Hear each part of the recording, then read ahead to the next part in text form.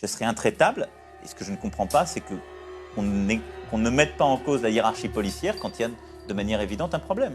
Donc il faut qu'il y ait des procédures judiciaires, mais il faut ensuite qu'il y ait une responsabilité policière et administrative quand il y a des comportements déviants. Il finissait cependant par admettre que les coups portés n'étaient pas justifiés et qu'ils avaient agi principalement sous l'effet de la peur ressentie dans le sas.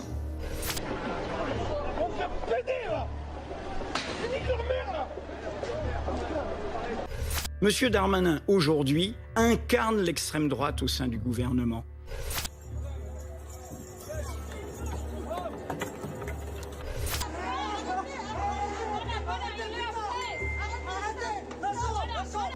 Ne parlez pas de répression ou de violence policière, ces mots sont inacceptables dans un état de droit. J'ai décidé de quitter l'institution police nationale. Aujourd'hui, je ne me reconnais plus dans les missions qui sont les nôtres. Je crois que je ne suis pas le seul puisqu'il ne se passe pas une journée sans que, aujourd'hui, à l'ère du 2.0, à l'ère des médias, des chaînes d'information continue, les activités de la police ne fassent pas polémique.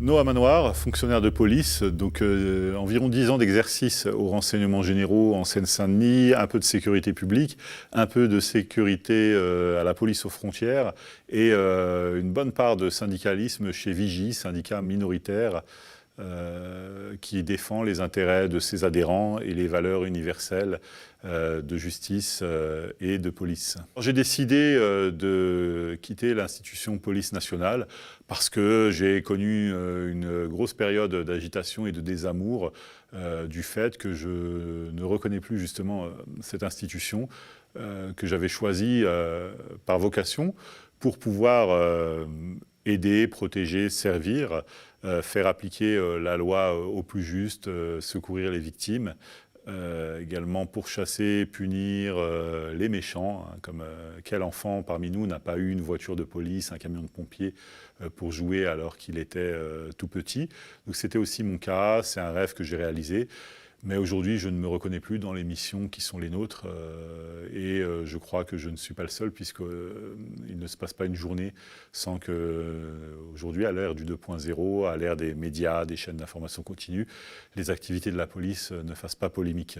Alors, je crois que la police, en fait, a beaucoup de mal à faire face à ses propres démons, c'est-à-dire que l'organe de contrôle de la police est un organe de contrôle interne. Forcément, en tout cas, on peut s'interroger légitimement sur une possible censure, une possible rétention justement dans les processus de régulation des litiges entre les usagers et l'institution police. Je parle notamment de l'IGPN. Ensuite, le fait que ce soit des policiers qui contrôlent la police ne me gêne pas parce que, si vous voulez, l'ordre des médecins, ce sont avant tout des médecins et ça s'applique à toutes les professions, donc ça pose absolument aucun problème.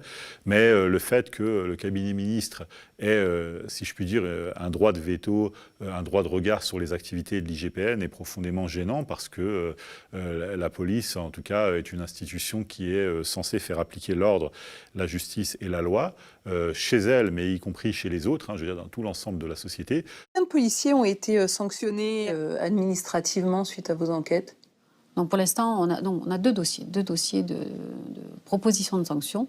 Vous avez proposé que 2 sanctions voilà. Sur les enquêtes administratives. Sur toutes les violences qu'on a pu voir depuis un peu plus d'un an. Sur les 378 enquêtes menées sur le mouvement des Gilets jaunes.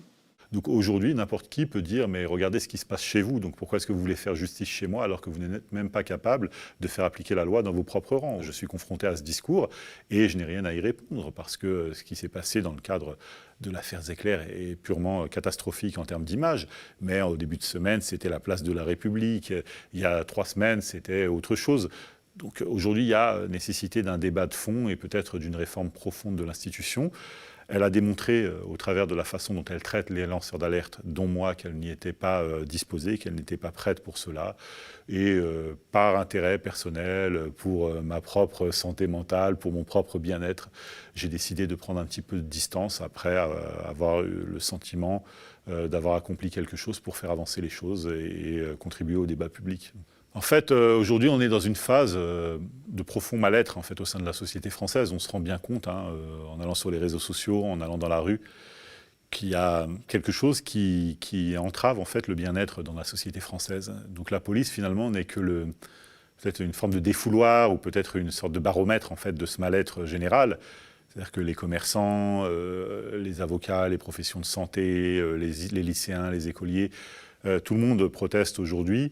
Et bon, naturellement, je pense que le pouvoir politique instrumentalise les questions de fond, notamment du radicalisme, de la police, du terrorisme, etc. Oui, naturellement, aujourd'hui, on a la nécessité d'agir sur l'islam de France, d'être plus efficace en matière de contre-terrorisme. Et effectivement, écoutez, aujourd'hui, il ne fait pas bon être musulman dans la société française parce que, vous savez, pour le ministre, il y a 3 semaines, le problème numéro 1 de la société, c'était les rayons ethniques ou ethnico-culturels dans les magasins, c'est les rayons kasher, rayons halal. Et bon, on se rend bien compte que les problèmes de la société sont bien plus profonds. C'est pas parce qu'on n'aura plus de halal ou de kasher dans les supermarchés demain qu'on va résoudre les problèmes de coexistence et de cohabitation entre les communautés. Donc c'est quelque chose qui me consterne un petit peu, cette façon, ce prisme à travers lequel on voit les problèmes de la société. Donc moi, je n'y participe pas. Pour moi, les problèmes sont bien plus sérieux et j'ai pas du tout envie, finalement, de contribuer à ce faux débat. Voilà, tout simplement.